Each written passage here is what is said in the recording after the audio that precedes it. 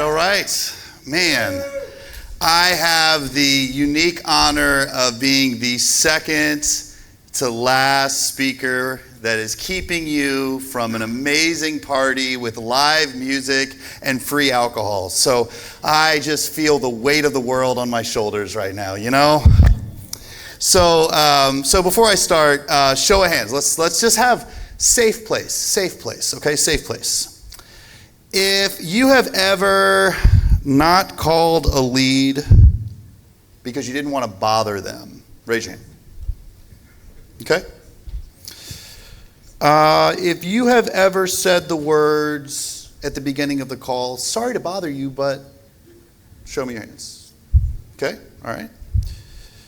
If you've ever said the words, if you've ever waited for a lead to be ready instead of actually doing your job and calling them. This guy. So great. Classic. All right, sorry, gotta focus. All right. Keep your hand up if you've ever told yourself that you're gonna be respectful when actually you were just scared. Yeah. You know, all of us are, most of us have built our business off of being super accommodating.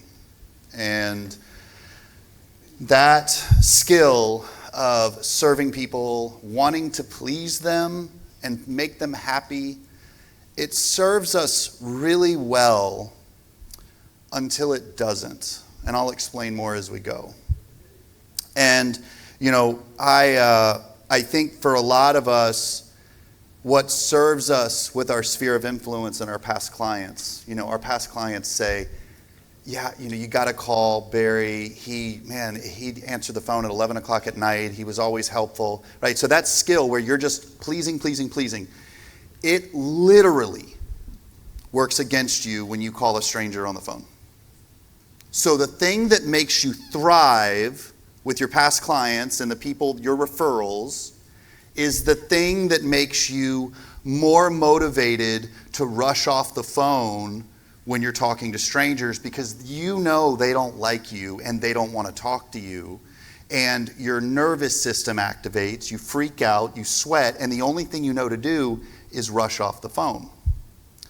And so since 2016, I've really poured into the Wailopo community, focusing on empowering real estate agents to talk to people that don't know what they want yet.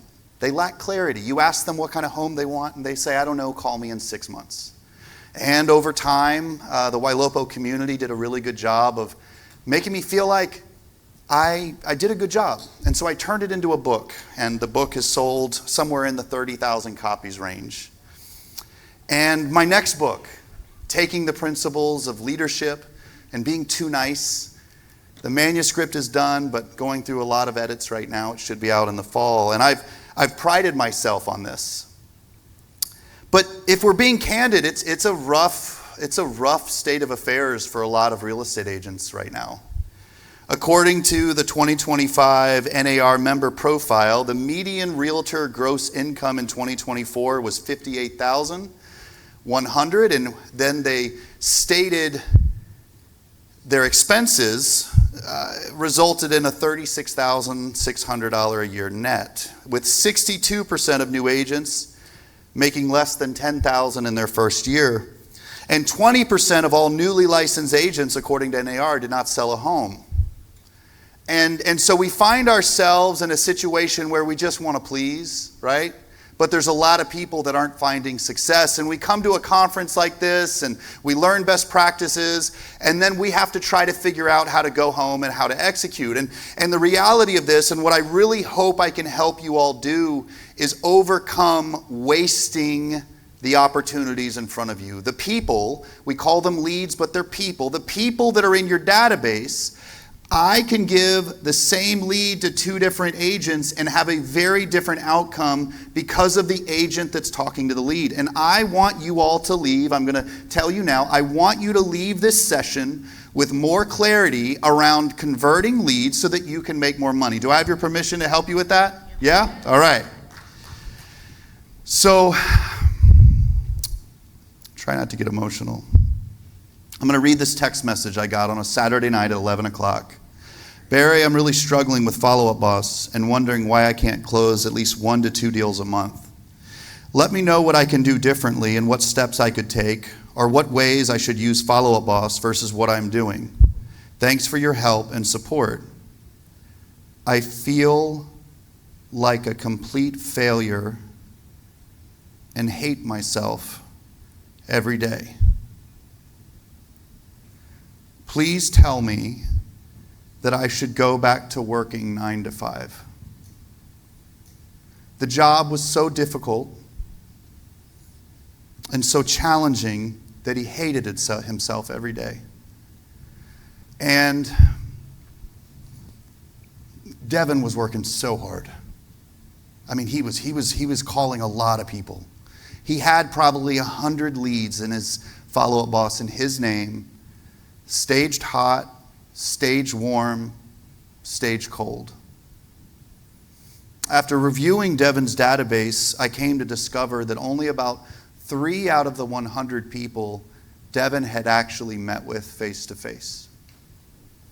And after reviewing the conversations that Devin was having, I said, you're just being nice.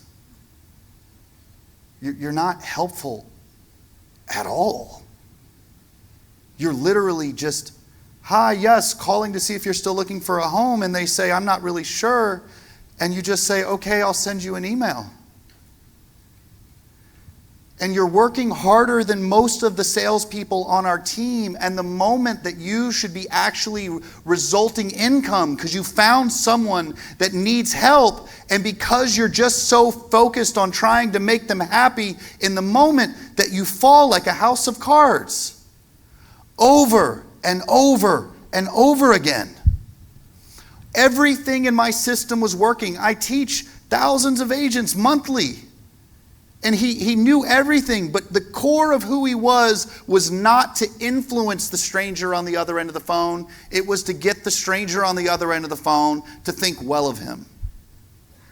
And I had the very difficult conversation with him where I had to identify the lie that he was believing. See, he thought he was being respectful. He thought he was being kind. He would get off the phone and say things to himself like, I'm so glad that I'm not pushy like the other people that deal with, I don't want to be one of those salespeople.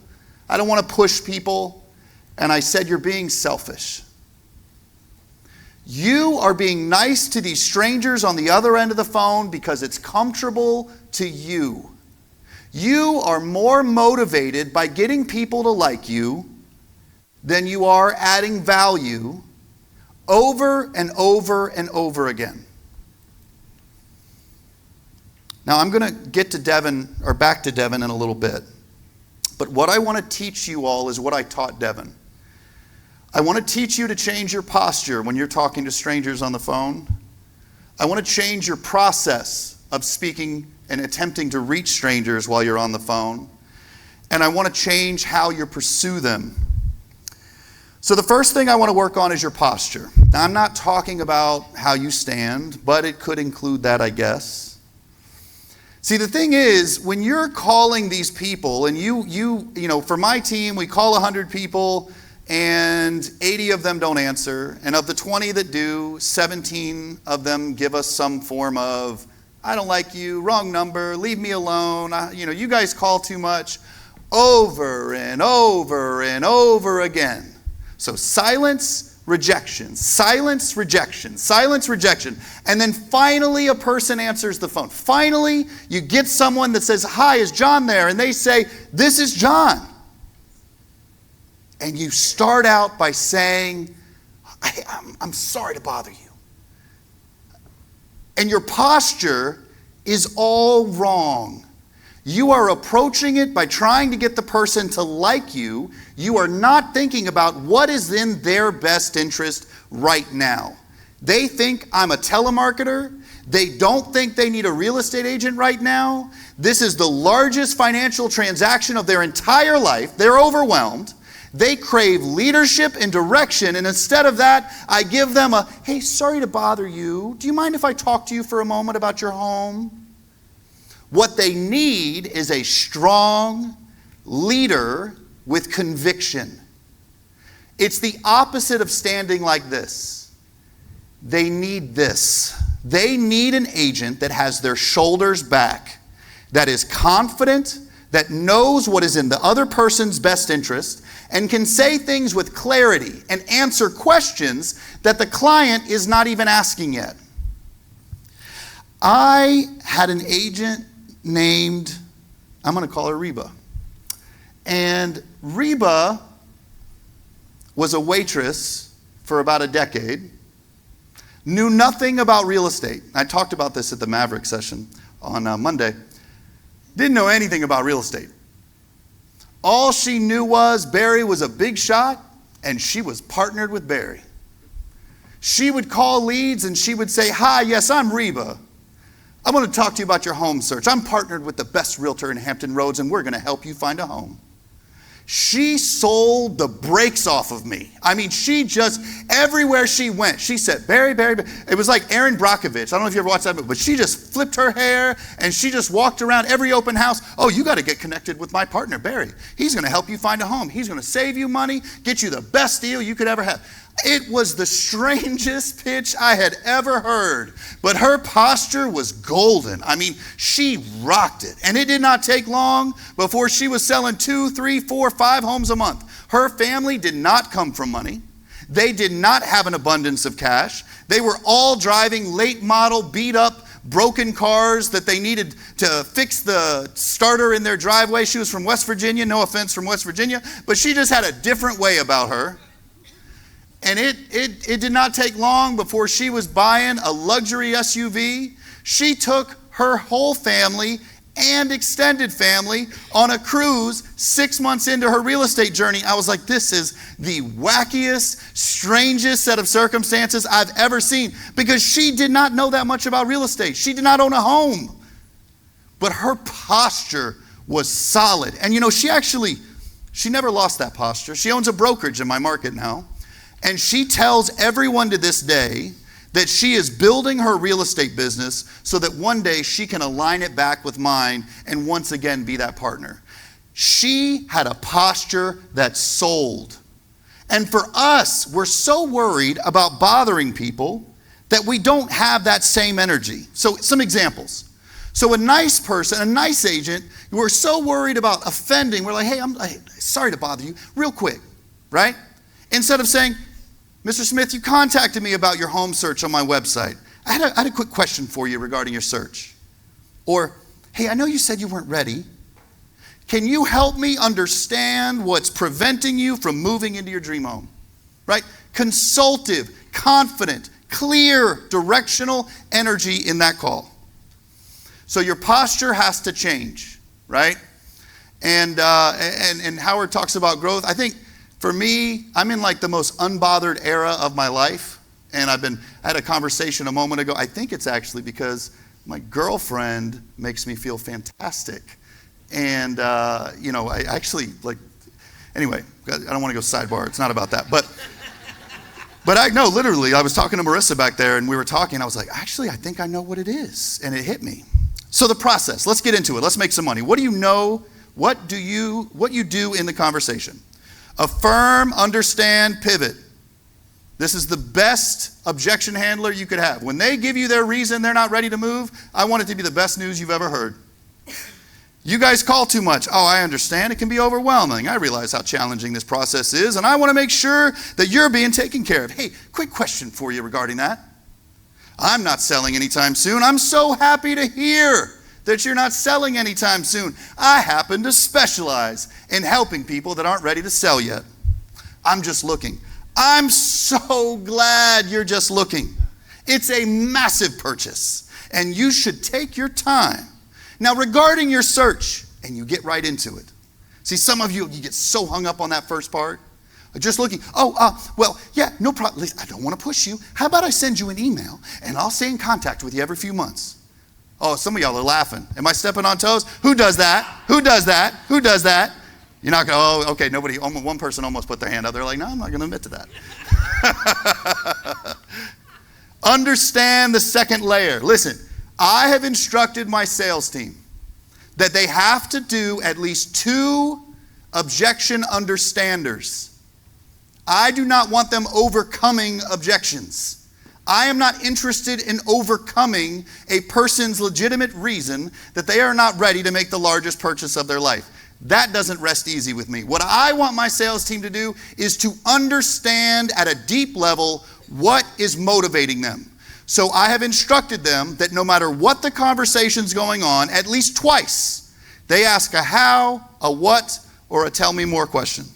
Can you help me understand the decision making behind that? What would have to be true for this to happen sooner? Tell me more about that.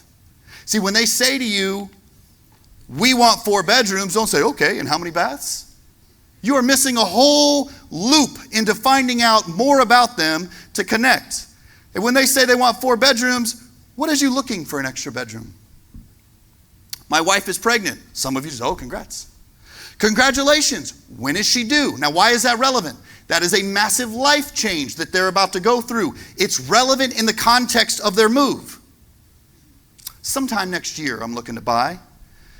When would you ideally be in that next home? Or another way of saying it, if you could wave a magic wand, when would you be in that next home? Another way you could say it is, if we were to fast forward 12 months from now, so May of 2027, if you were to look back, can you help me understand what the perfect scenario is with regards to your home search?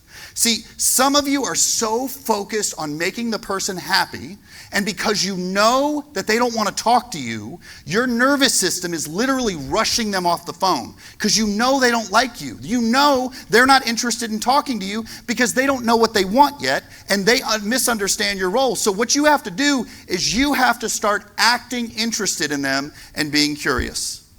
Because when they respond, when they want to be in their new home, you suddenly have a timeline.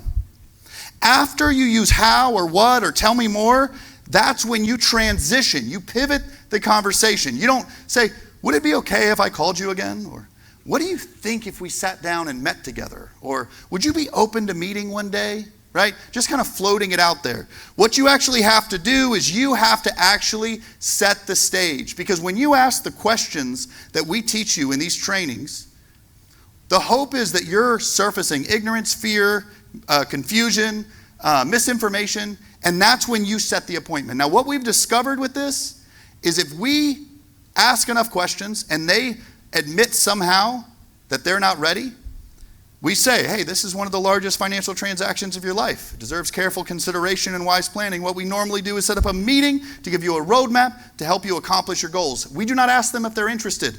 We say we like to meet these days, what works best for you. We act like it's an important meeting. We act like we are valuable. The words that come out of our mouth, our posture is that this is a valuable and appropriate meeting. We have decided as an organization to stop waiting for people to put orders in on when they want a house. Do I like a lead that says, can I see the house tomorrow? Yes. Do I like a lead that says, I want to sell my home next month? Yes. The problem is there are way less people that know what they want than do. And so we are buying leads, and the only ones you're able to convert are the people that already know what they want. And so if you want to take your ROI from average to fantastic, you have got to learn how to talk to people that don't know what they want yet. Using this framework, it'll work over and over and over again. Then finally, pursuit. We have found with our AI voice, it takes about 7 to 10 outbound outreaches to connect in a conversation. And I think it was like 1.3 is the average number of calls we found that agents that are in Follow Boss. So we're simply just not calling enough, right?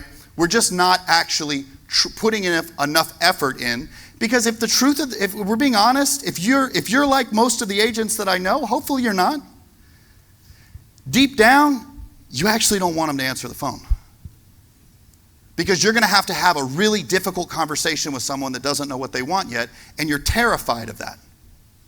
And so we put it off and we don't do the work. Going back to Devin, see, Devin, when I had him call through those 100 people, he set 20 in-person appointments from the leads that he had said weren't ready, using the script that I just showed you. Just recently, Devin had a lead that blew him off. Wasn't interested. He tried the scripts, didn't quite work. 9 days later, the lead saved a home on our Wailopo site. Devin called anyway. John, just checking to see if anything changed. Saw you were looking at 123 Smith Street. I'd love to get you inside there, see if we could check it out. Got it under contract right after that.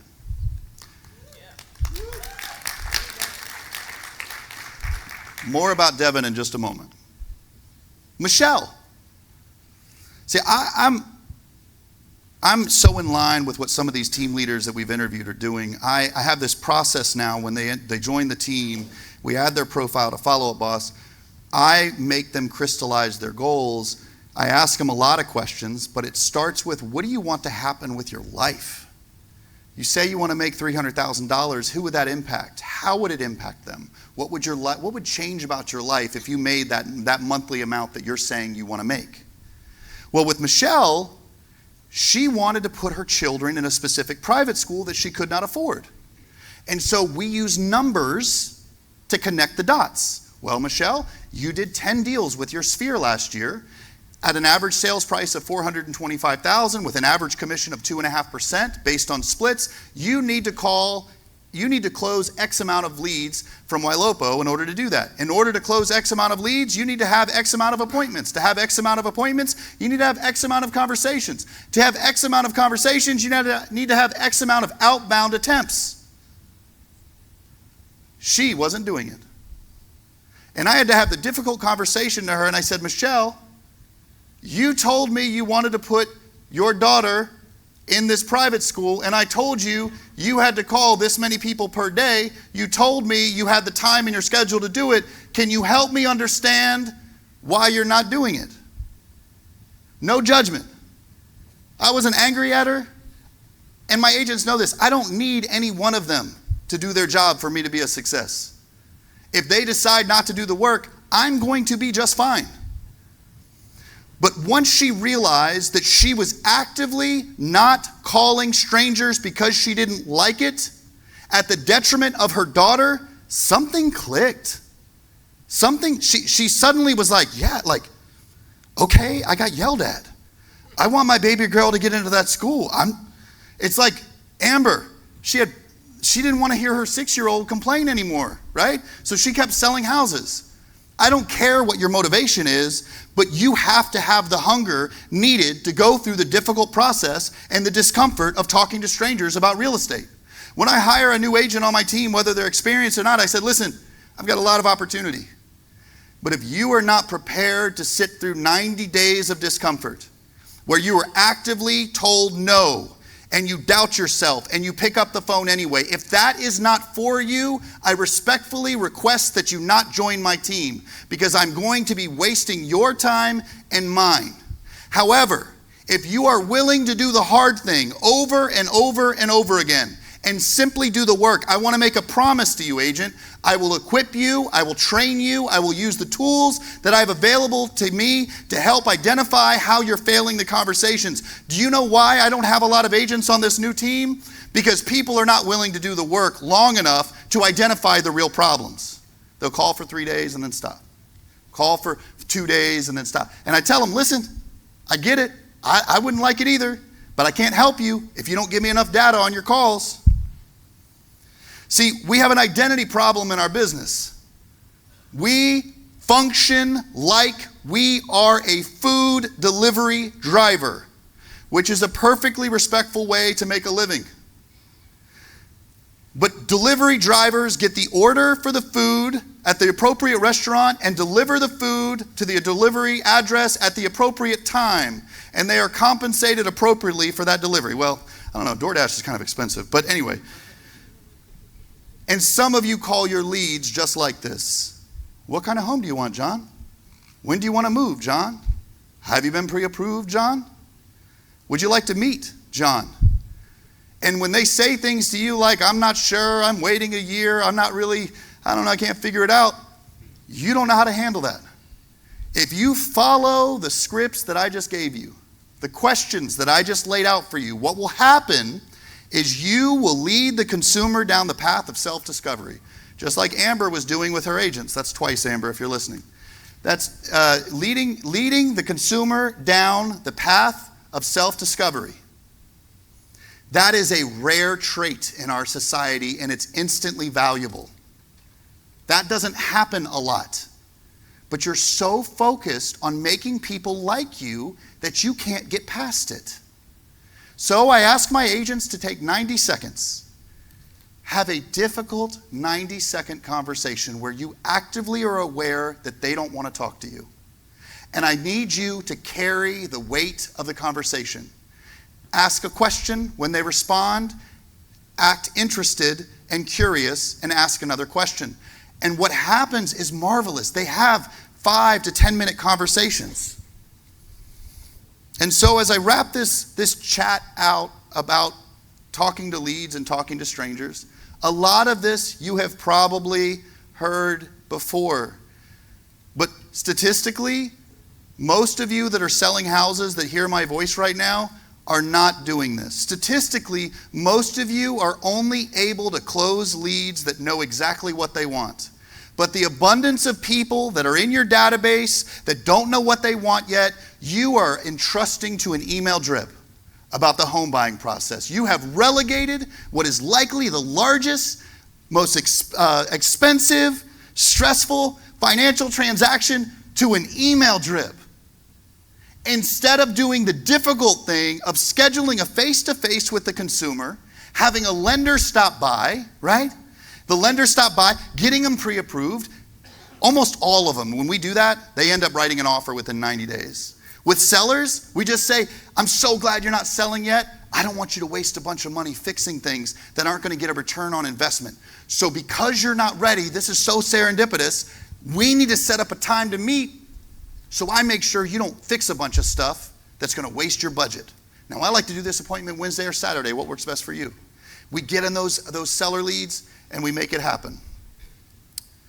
Devin was a top producer last month in our organization. Devin did the difficult work, the terrifying work of talking to strangers about real estate. And so for you, next Monday, not tomorrow, you're traveling. One of my favorite things about life is you get to reinvent yourself as many times as you want. You might have broke your diet today, but tomorrow you can start over. You might have bombed on the phones for the last 6 years, but guess what? Monday's coming. You can redefine your business starting Monday. And it's going to be hard. And you're going to fail more than you're going to succeed. And that is the doorway to success. There has not been one promotion in my career, not one, that was not associated with a significant amount of discomfort and struggle and pain and self-doubt and all the things that I didn't want to deal with. Not one time did I not level up and it didn't hurt. So this Monday, when you're tempted to just walk and do things and do business the way that you've always done them, this Monday, I want to know who's going to try to level up in their business, execute on the things that you've learned, and make some money. If you're with me, I want you to stand up. All right, let's go. Let's go. I'm done. Thanks, guys.